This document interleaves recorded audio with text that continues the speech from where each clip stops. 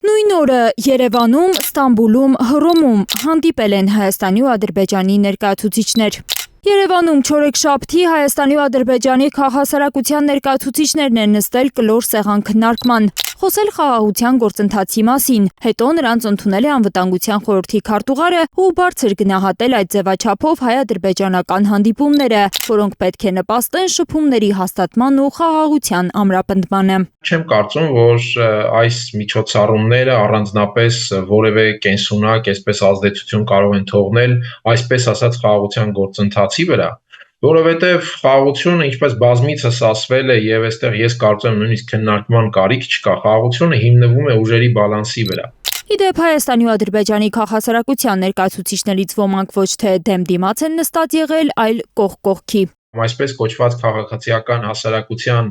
միջոցառումները կարող են լինել ընդամենը ածանցյալ ինչ-որ պրոցեսներ, բայց ոչինչ չեն կարող կանխորոշել խաղաղության իմաստով։ Ադրբեջանում քաղաքասարակության գոյության մասին խոսելը ծիծաղելի է համարում քաղաքագետը։ Այդ կազմակերպությունները Ադրբեջանի կառավարությանը կից գործող պետբյուջեից ֆինանսավորվող կառույցներ են, որոնք որտեղ պետք է պետական քարոզչություն են անում։ Որոնց կիրառումը մենք Հայաստանի դեմ տեսել ենք։ Արմատներով արցախցի Արմեն Գրիգորյանի հետ հանդիպած ադրբեջանցիներից մեկին տեսել ենք Լաչինում։ 2022 թվականին Լաչինի ճանապարհը փակած էկոակտիվիստներից էր Դիլարա Աֆանդիևան,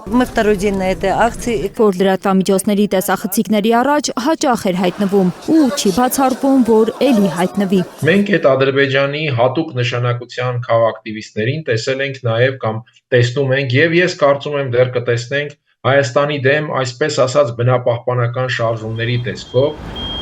4 պատի ներսում խիստ գաղտնիության պայմաններում Հայաստանի ու Ադրբեջանի հիմնական ներկայացուցիչների միջև հանդիպումը արդյոք կարող է նպաստել երկու ժողովուրդների հաշտեցմանը։ Երեք այդպիսի մի հանդիպում էլ Ստամբուլում է եղել հայ ու ադրբեջանցի փորձագետների միջև Ալեքսանդր Իսկանդարյանի ու Ֆարիդ Շաֆիևի գլխավորությամբ։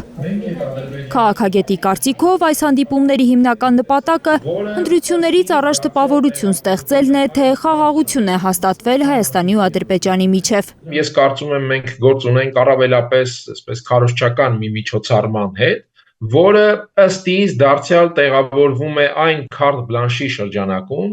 որ սկսած օգոստոսի 8-ից ակտիվորեն տրվել է պաշտոնական Երևանին, ներսում նախընտրական այս գործընթացում էլեկտորատին ներկայացնելու համար։ Բադալյանը հիշեցնում է, որ 2019-ի ուշաշնանն էլ հայ լրագրողների մի խումբ Բաքու մեկնեց, ադրբեջանցիների մի խումբ եկավ Երևան։ Դրանից ընդամենը 8-9 ամիս անց Ադրբեջանը հարձակվեց Տավուշի ուղղությամբ, 2 ամիս անց պատերազմ սկսեց Արցախի դեմ։ Այսինքն սա եւս մեկ անգամ վկայում է, որ մտածել, թե այդ փորձագիտական այցեր, չգիտեմ, խաղաղության նախապատրաստում եւ այլն, սրանք կարող են ինչ-որ բան որոշել գործընթացի եւ ընդհանրապես միջավայրի իմաստով, սա անշուշտ միամտություն է։ Բադալյանը չի բացառում, որ Ալեն Սիմոնյան Սահիբա Գաֆարովա հանդիպման մասին Հայաստանի խորհրդանի խոսնակի հայտարարությունը խաղաղությունը ոչ միայն մեր սրտում է, ոչ միայն մեր ընկալման մեջ է, այլ ադրբեջանական կողմի մեջ է։ Նույնպես 2026-ի խորհրդարանական ընտրությունների նախընտրական քարոզչության մաս է։ Կա որոշակի միտում այդ խաղաղության process-ը կառուցել ոչ միայն մեկ անձի վրա։ Հռոմում չորեքշաբթի խաղաղության կառուցման փորձեր են արել Իտալիայում Հայաստանի ու Ադրբեջանի դեսպանները։ Վլադիմիր Կարապետյանն ու Ռաշատ Ասլանովը մասնակցել են խաղաղությունը հնարավոր է թեմայով քննարկմանը։ Լիլիթ Սարգսյան, Նորայր Շարբաթյան, Արմեն Ապրեսյան, Հայլուր։